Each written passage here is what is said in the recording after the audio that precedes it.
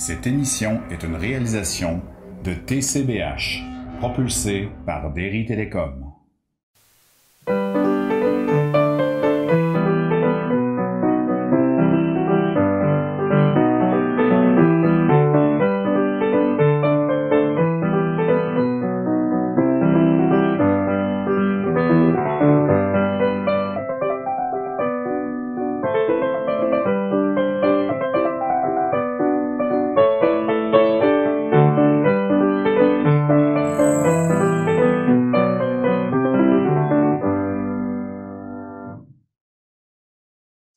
Alors, bonjour tout le monde et bienvenue à cette émission. Vous entendrez parler d'une personne qui a été engagée par le CIS du Bas-Saint-Laurent dans le cadre du projet de gériatrie sociale, Madame Geneviève Renard. Pour ce qui est du récit de vie, un homme très impliqué dans son milieu, M. Robert Letourneau de Trois-Pistoles, vous allez voir qu'il en a fait des affaires. En troisième partie, vous pourrez vous dégourdir les épaules en faisant quelques mouvements avec Mme Marie-Claude Bouchard, qui est professeure de yoga et de pilates, ainsi que Lucienne Bélanger de Trois-Pistoles. Voici le moment de vous présenter Mme Geneviève Renard, nouvellement installée à Trois-Pistoles. Elle a été engagée à titre de kinésiologue pour le projet de gériatrie sociale qui est porté par Logi-Aide. Elle vous expliquera quel est son rôle en lien avec ce grand projet. Bonjour, je me présente, je m'appelle Geneviève Renard, je suis kinésiologue au Centre intégré de santé et services sociaux du Bas-Saint-Laurent, en fait secteur des Basques. Je suis aussi attachée au projet de gériatrie sociale qui est avec Logi-Aide des Basques. Vous avez entendu parler peut-être dans une autre chronique de la gériatrie sociale puis des navigatrices qui sont vraiment attachées là, au projet pilote là, de la gériatrie sociale ici. Moi, aujourd'hui, je viens parler avec vous de mon rôle à moi et de ce qu'est la kinésiologie. Donc, moi, c'est ça, je suis kinésiologue et on n'entend pas ce terme-là très souvent. Donc, je viens discuter avec vous de ce que ça fait puis de mon rôle vraiment au sein de l'équipe de la gériatrie sociale. Donc, le kinésiologue, c'est un spécialiste de l'activité physique qui a pour mission, en fait, d'amener la population à être physiquement active ou tout simplement à bouger, hein, à trouver des trucs pour bouger sur une base régulière. Donc, souvent, l'activité physique est déjà dans nos vies. On est déjà attaché à ça d'une manière ou d'une autre. Par contre, avec le temps, avec les années, nos habitudes de vie changent, les petits bobos sortent. Puis, c'est à ce moment-là où on a vraiment besoin de prendre soin d'être physiquement actif. Et je donne un petit peu de trucs, mais surtout vraiment de présenter là, le rôle du kinésiologue qui est vraiment de vous aider à vous motiver avec votre activité physique, à concevoir des plans d'activation, à voir avec vous, selon vos besoins, comment on fait pour bouger davantage. Je suis certaine qu'il y a certains d'entre vous qui bougez déjà beaucoup plus que vous le pensez, même en réalité. Dans le fond, on est là aussi pour adapter les entraînements par rapport à vos objectifs. Donc, notre niveau de condition personnelle est différente pour chacun, mais ça n'empêche personne de bouger. Donc, même si on a des limitations physiques ou des maladies chroniques, par exemple, il n'y a rien qui nous empêche de se motiver, dans le fond, et de se mettre en mouvement. Donc, je suis là un peu pour parler de ça et aussi pour vous expliquer mon rôle au sein du projet de gériatrie sociale. Donc, mon rôle précis par rapport au projet, c'est vraiment de faire le pont entre les navigatrices, donc la communauté, et le système de santé, donc le CLSC. Donc, par exemple, si une navigatrice me téléphone et me parle d'une personne et me dit que, par exemple, il y a eu une alerte par rapport à, disons, un problème de peau ou un problème solitude. La personne, on sait que ces temps-ci, on vit beaucoup de solitude, on est dans une période de crise et les aînés sont un petit peu mis à l'écart de tout ça. Donc, ça pourrait être aussi pour me parler d'une situation comme ça. Et où ça pourrait être pour des capacités physiques là, vraiment à proprement parler, qui est directement liée à ma profession. Moi, dans le fond, je fais le pont avec les services. Donc, je vais aller voir est-ce que la personne a besoin d'adapter son domicile. Donc, d'avoir des services en ergothérapie, par exemple. D'avoir des services d'un travailleur social parce qu'il y a de la difficulté à passer au travers de la pandémie, des choses comme ça. Et ensuite, c'est ça, je vais dépister, aller voir la personne, dépister les besoins et faire le lien avec mes collègues du CLSC. Donc, vraiment, mon rôle au sein de la gériatrie, c'est ça. Et ainsi, en fait, permettre la devise de la gériatrie sociale et d'ajouter de la vie aux années. Donc, c'est ce vers quoi on travaille, ce pourquoi on travaille, en fait. Donc, suite à une référence, je vais chez l'usager, je prends des informations et je réfère à qui de droit par la suite. Si je reviens un petit peu à la kinésiologie, à mon rôle comme kinésiologue, mon rôle est vraiment là, de maintenir les capacités physiques de chaque personne. Donc, de voir à maintenir une routine active. Souvent, les gens me disent « Ah, moi, je ne bouge pas du tout, je ne suis pas du tout en forme, j'en faisais beaucoup plus avant, tout ça. » Puis moi, je reviens à la base qui est pour être physiquement actif. On parle des fois juste de faire son lit, de faire la vaisselle. Cet hiver, on a eu à pelleter. Là, il fait plus beau, donc on peut sortir le râteau, gratter les feuilles, passer la pelouse. C'est tous des moyens d'être physiquement actif, de bouger, hein, de sortir de la maison. Et c'est tous des éléments, en fait, des activités qui comptent dans les minutes d'activité physique qui est recommandé par Santé Canada. Ces minutes-là, c'est combien de minutes? En fait, on recommande 30 minutes d'activité physique par jour. Comme je le mentionnais, là, les minutes, on peut les compter. J'ai fait la vaisselle aujourd'hui, ça m'a pris 10 minutes faire la vaisselle. Vous allez voir qu'en comptant ces petits gestes-là, vous êtes probablement plus actif que vous le pensiez. Ce qui est important, là, très, très important, c'est d'éviter l'inactivité complète. Donc, dès qu'on tombe dans je me lève le matin et je m'assois dans mon fauteuil, je regarde la télé toute la journée. Là, c'est vraiment ce qu'on appelle de l'inactivité, de ne pas bouger. Là, c'est là où on développe plus de problèmes de santé. Hein? On va voir déjà l'apparition, en fait, de problèmes d'équilibre parce que les gens se mettent à perdre des muscles, donc perdre leur capacité musculaire. On le voit par une fonte. Là. On voit vraiment les muscles là, qui disparaissent tranquillement. Et là, les gens deviennent moins stables sur leurs jambes. Donc, on a besoin d'une aide à la marche. Puis avant, on n'avait pas besoin de ça. Puis ça devient difficile, même moralement, de dire « Ah, avant, je marchais sans canne. Maintenant, je suis obligée d'avoir une canne. Une marchette. Quand je veux sortir, je suis craintif et tout ça. » Nous, ce qu'on promouvoit beaucoup comme kinésiologue, c'est de dire « Utilisez-la, votre canne, puis on va se remettre en mouvement. » On va aller un petit peu plus loin parce qu'on a cet outil-là qui nous permet d'être plus sécuritaire. Souvent, je vais suggérer l'hiver, quand il y a de la glace et tout ça, les gens arrêtent de sortir parce que c'est un peu inquiétant de tomber, de glisser sur la glace. Et je vais suggérer de faire l'achat de bâtons de marche. Hein? On sait qu'en dessous des bâtons de marche, il y a des pics en métal qui nous permettent finalement de garder une stabilité là, lors de notre marche et de se sentir plus en sécurité. Fait que vraiment, de pouvoir marcher un petit peu plus longtemps, de sortir même quand c'est l'hiver, même quand il ne fait pas beau. Je vais suggérer aussi beaucoup aux gens qui sont complètement inactifs de commencer tranquillement. Donc, on ne s'attend pas à ce que du jour au lendemain, la personne fasse 30 minutes de marche soutenue. Mais je vais probablement demander à cette personne-là de se lever à toutes les heures, de marcher, de faire quelques pas, de faire rouler les épaules, de bouger, de lever les jambes, etc. Et ça, à toutes les heures. Donc, de se mettre en mouvement un petit peu à toutes les heures. Et là, selon la capacité physique de chacun, mais on va ajouter des exercices.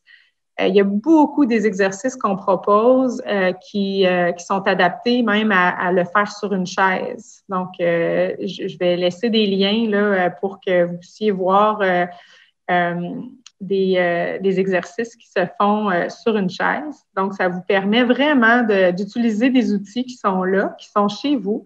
Vous pouvez être actif vraiment à partir de la maison. Donc, de ne pas vous limiter de ce côté-là. Ce qui est bien important, en fait, c'est de faire bouger la machine, hein, parce qu'on sait très bien qu'une machine qui bouge pas, ça finit par rouiller. Là, c'est pas ce que vous voulez. Vous voulez vous mettre en mouvement, vous voulez être actif. Puis, je voudrais vraiment revenir sur l'idée que vous êtes probablement déjà actif avec des activités que vous faites dans votre quotidien.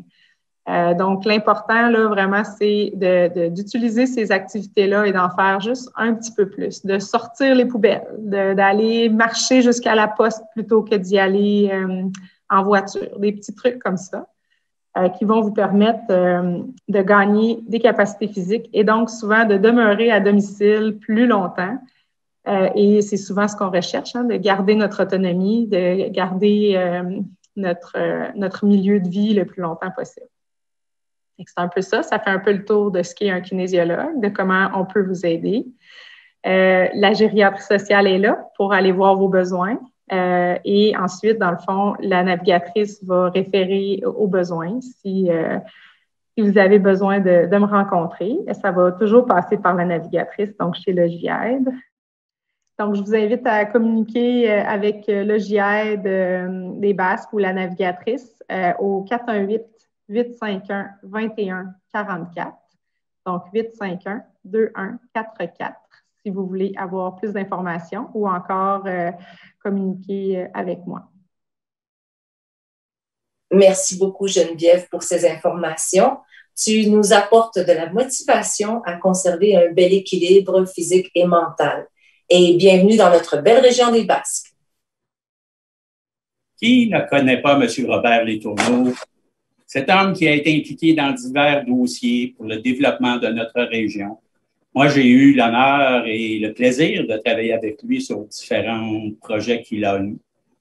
Il nous racontera quelques-unes de ses implications. Alors, on me demande de vous parler un peu du passé de Robert Letourneau. Il s'est passé bien des choses depuis quelques années. J'ai fait un petit peu d'orphelinat parce que mes parents sont décédés très jeunes. Et puis,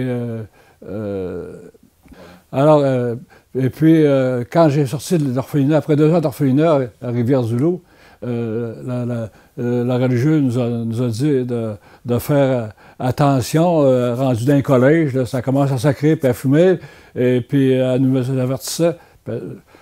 Quand j'arrivais au collège, moi, dans l'automne suivant, j'avais plus qu'à étudier, puis à m'amuser à faire du sport. J'ai fait un beau 5 ans au secondaire, et puis quand ça s'est terminé, j'ai trouvé un travail à la banque à la Trois-Pistoles. J'ai fait 6 ans et demi là, à la banque, jeune caissier. En tout cas, dans le temps, je suis loin en arrière parce que on avait caissier, puis on avait à côté de nous autres sur le comptoir, on avait un revolver, puis on pouvait tirer. Mais j'ai tiré des fins de semaine, j'apporte ça dans le bois. Et puis, j'ai fait, en tout cas, une bonne période d'études. Puis quand je suis rentré à la banque, après, en 60, je suis rentré 6 ans plus tard, je suis rentré à la Caisse populaire comme directeur. Petite Caisse populaire, ça allait bien. Et puis, je me trouvais bien là-dedans aussi, dans le sens où on me disait que c'était une coopérative. Pour moi, une coopérative, ça devait vivre dans un milieu, ça devait avoir une norme qu'on avait. Donc, ma job, c'était de représenter le milieu avec une institution pas financière. C'était tout petit dans le temps, là, mais l'exemple en termes de chiffres, là, quand je suis rentré là, il y avait 850 000 pièces de dépôt au total des membres. Quand je suis parti 24 ans plus tard, il y en avait 22,5 millions, avec une belle rentabilité. Et puis, mais ce qui m'a... j'ai fait beaucoup de sport de toute ma vie, là, mais la première fois que je me suis impliqué à Trois-Pistoles, c'est l'année... je me suis marié en 57, et puis en 58, dès le printemps 58, il fallait que je fasse quelque chose en termes de sport. Et puis, je suis allé voir M. Pepsico là, puis j'ai demandé, hey, nous fourniriez-vous des gilets de football? Ce serait le fun si on portait une partie de... Ah, il m'a dit, il était bourgonné un peu quand il voulait. Ben là, il dit, ça va-tu durer longtemps, ça? Finalement, il a fourni un costume, et puis j'ai eu 3 autres, puis on a joué pendant 4-5 ans, là, des belles périodes d'été, ça jouait du baseball, ça avait du fun. Et puis, la grosse implication que j'ai eue en sport, c'est le centre de ski de Saint-Mathieu. C'est sûr que les 2 premières années, on était moins impliqués parce que ces 2 autres personnes avec de la machinerie, puis ils ont installé 2 câbles. Durant 2 ans, c'était un câble là, pour un use-mitaine qu'on appelait. Là. Mais en 69, en 71, en automne 71, surtout avec Maurice Ouellette, on a pensé qu'il était temps qu'on fasse quelque chose de plus de développement parce qu'on trouvait que le monde qu'on aidait à faire du ski, il allait skier ailleurs. Puis là, fait que c'est là qu'on a parti la remontée mécanique, le T-bar dans la montagne. Et puis, on a fait... Il faut dire, ça a duré... Mon implication à Saint-Mathieu, surtout avec Maurice Ouellette, ça a duré une 15aine d'années, là, au conseil d'administration, un peu partout, là, dans la gestion. Même une année, j'ai été directeur des opérations. Une année où il n'y avait pas de neige, j'ai eu du fun. Et puis... quelques années... on a fêté les fêtes à un moment donné, puis ça allait relativement bien. C'est sûr qu'il n'y avait pas des gros budgets au début, mais... Et puis, peut-être 25 ans plus tard, là, il y a eu des difficultés financières très, très importantes. Et puis, ça fermait durant l'été. Je rencontrais le préfet de la paroisse dans le temps. Et puis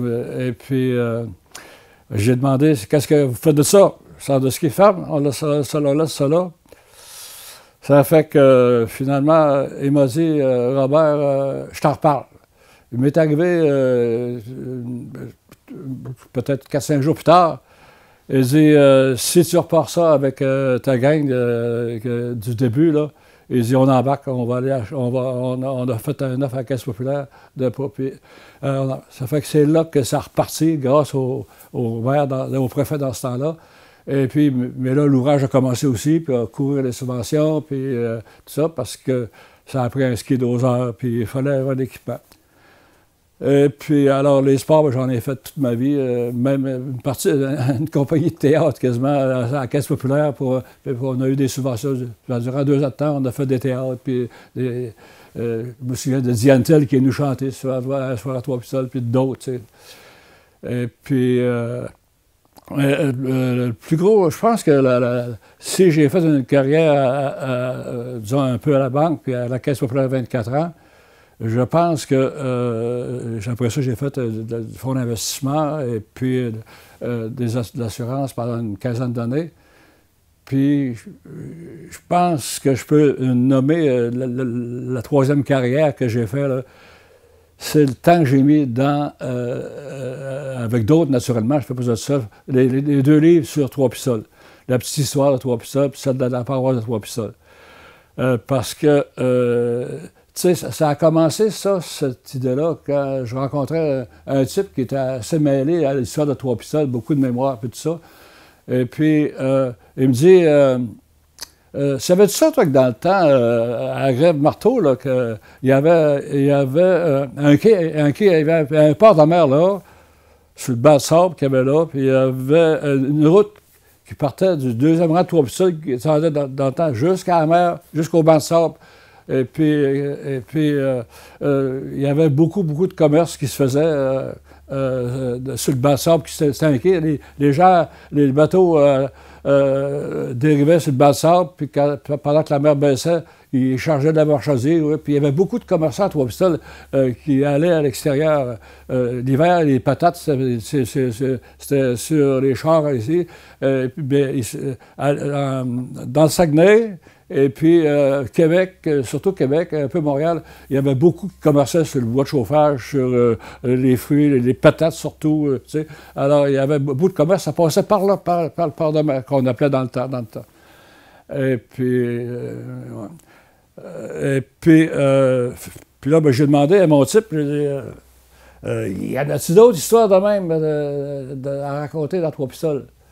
Ah, il dit, il y en a plein, mais il dit, moi, je suis pas le gars pour ça. Puis il dit, mais c'est sûr que... Alors, je réfléchis à ça durant 5-6 mois, et puis finalement, je rencontre des bons amis, là, et puis on a dit, comment on ferait ça, puis sur quel pied on part, puis ça. Fait que là, on s'est mis à faire de la recherche. On a commencé par aller au presbytère, aller chercher des données là, au couvent, on a fait un foyer, et puis on a ramassé du matériel. Et puis, on a pris 4 ans et demi pour faire ce volume-là. Alors, vous imaginez, sur les 2 livres, le deuxième, c'est sur la paroisse. Quand j'ai parti le projet de la paroisse, d'abord,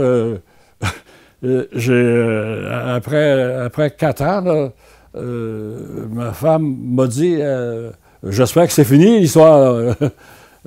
Ah oui, oui. En tout cas, finalement, en réfléchissant, ça n'a pas de bon sens. Dans les années 1850, il y avait bien plus de monde dans les rangs de Trois-Pistoles qu'il y en avait dans un petit village. Il y avait une grosse église, mais il y avait un petit village, puis un petit village en bas au quai. Quand j'ai emmené ce projet-là, de bâtir, d'abord, on s'est entendu à la Société d'histoire parce qu'il y avait un certain risque, il a fallu courir d'argent, puis un paquet d'affaires. Et puis, il y a des gens qui me disaient le tourneau, que tu fais dans un rat de Trois-Pistoles avec un livre? Il n'y a plus de monde là. Il n'y a plus de monde, mais il y en a eu. Puis c'est ces gens-là qui ont été des plus... Quand on a fait la vente des livres de la paroisse, il y a des gens qui ont fait des cadeaux à leurs enfants, qui ont acheté jusqu'à 10 volumes pour leurs enfants. Alors on a liquidé, c'est liquidé la première 1500 livres, c'est parti, le deuxième pareil, mais on a, en dernier, là, on a fait imprimer un peu plus parce que on ne voulait pas en racheter, ça coûte cher le deuxième achat. Puis ça a été quand même un beau succès. Alors, pour ça, je dis, le temps qu'on a mis là-dedans, tu sais, les rendez-vous, 1500 pages, puis on a fait de 4000 volumes dans 2 volumes, puis c'est à part de ça qu'on a laissé de côté. Il y en a peut-être, j'allais dire tapoché une dizaine, 7-8 000. Puis là, rendu à l'heure de l'équipe de travail là-bas, il a fallu en corriger des photos. Hein. Il y a une vingtaine d'années déjà, j'ai pris ma retraite. Et puis, il y a 3 ans, on est rentré ici, mon épouse et moi, au domaine. Et puis, encore une place où j'ai construit sur ma folie de faire quelque chose, parce que moi, rien faire, c'est plate, puis ça alimente pas ton esprit, t'as pas de résultat, t'as pas de satisfaction de barcer.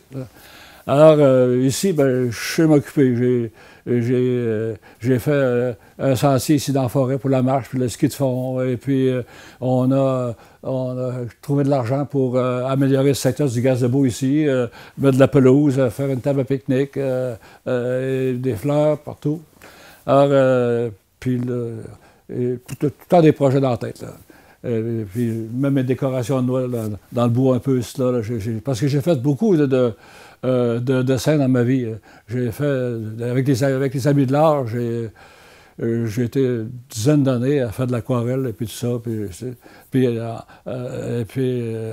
en parlant d'aquarelle, je pense que la période qui m'a le plus satisfaite en aquarelle, c'est quand j'ai voulu imager qu'est-ce qu'ont pu vivre les gens de Trois-Pistoles en 1841 quand les glaces sont parties avec 50 loups marins. Et puis, j'ai dit, ce serait le fun de bâtir là, une série d'images pour raconter ce que les gens ont pu vivre. Et puis, alors, j'ai créé une quarantaine d'aquarelles. Ça une très grande satisfaction là-dessus. Alors, puis ici, tant que je vais pouvoir marcher puis m'amuser puis tout ça, je vais continuer à faire. J'ai été obligé d'arrêter de faire du ski alpin il y a quelques années parce que, veux pas, la structure me le permettait moins de faire du ski alpin, mais je fais du ski de fond.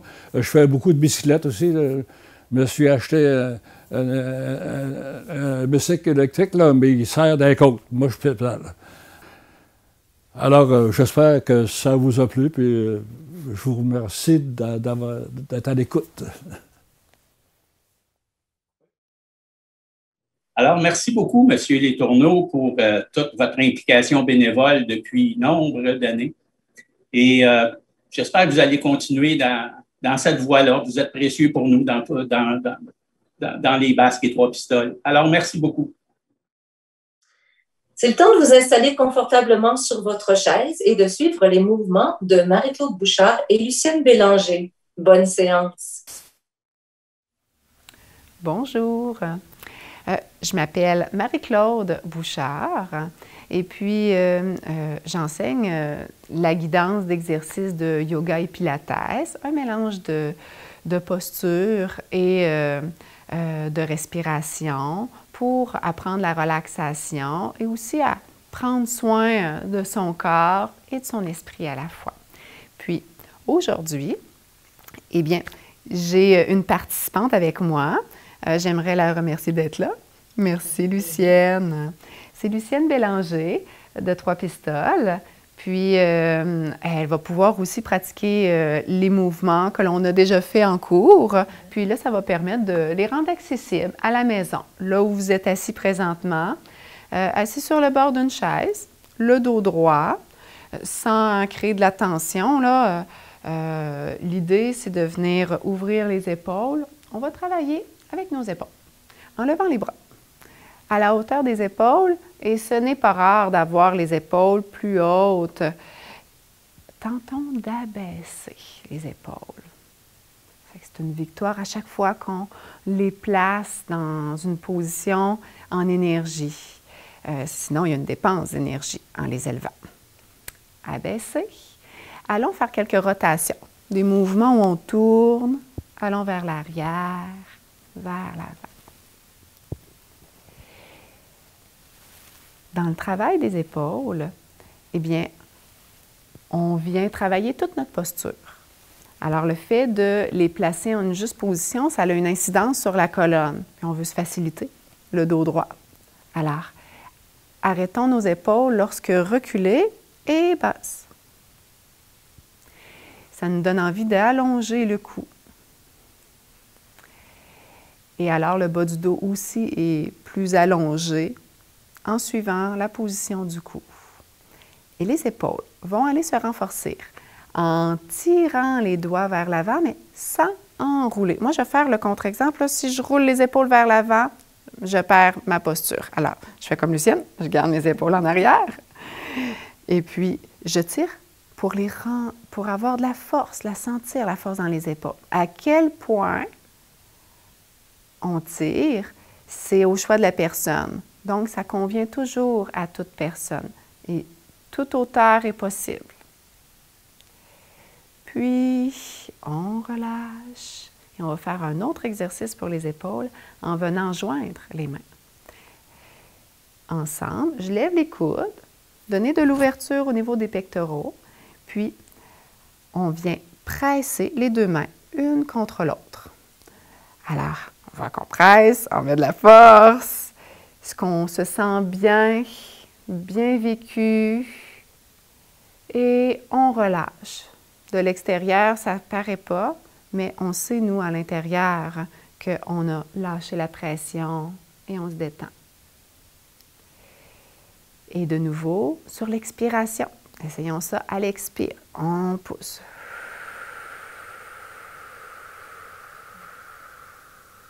Ça donne un rythme. Quand on a fini d'expirer, bien, on a fini de travailler. On relâche. On pourrait même venir descendre les coudes, relaxer clairement en appuyant. Comme ça, on trouve toujours une façon de se faire du bien.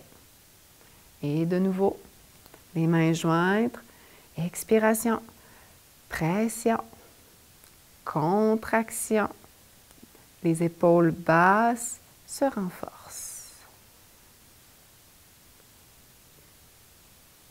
Et on relâche. Et on presse de nouveau. C'est une occasion de travailler les pectoraux, la musculature sur la face avant du corps. Tout ce qu'on contracte, le corps a envie de le décontracter. Alors, c'est la détente ensuite, instantanée. Prenons un moment de relaxation, certain ensuite, pour être sûr de ne pas rester en contraction, puis de vivre le moment de relaxation. Ne pas être pressé à se lever, à passer à autre chose, d'aller jusqu'au bout de ce que l'on a commencé pour se faire du bien, assurément. Alors, comment sentez-vous vos épaules? Hein? Alors, voilà pour aujourd'hui. C'était des contractions isométriques qui se pratiquent facilement et autres exercices faciles et accessibles sont disponibles dans les émissions En équilibre avec Marie-Claude Bouchard. Vous les trouverez sur le site Internet de la télévision communautaire ou encore en les écoutant directement à la télévision tous les jours de semaine à 11h. À une prochaine. Merci Marie-Claude et Lucienne pour ces exercices faciles favorisant la détente. Alors, espérons que vous avez apprécié cette émission. Pour la prochaine émission, ce sera la 16e et aussi la dernière par le fait même. Nous aurons l'honneur de rencontrer M. Benoît Beaulieu, qui est le directeur de l'Éveil des Basques, qui nous présentera son organisme. Pour le récit de vie, M. Réal Ayotte, il a accepté de se livrer sur son expérience qu'il a vécue au sein de cet organisme. En troisième partie, Mme Marie-France Pelletier, art thérapeute, vous parlera des ateliers qu'elle réalise auprès de la clientèle de l'Éveil. Alors, on vous dit au revoir, à bientôt. Christiane, ce fut un plaisir de travailler avec toi encore aujourd'hui. Au revoir, Michel. On vous souhaite un beau bonjour tout le monde. Bye-bye.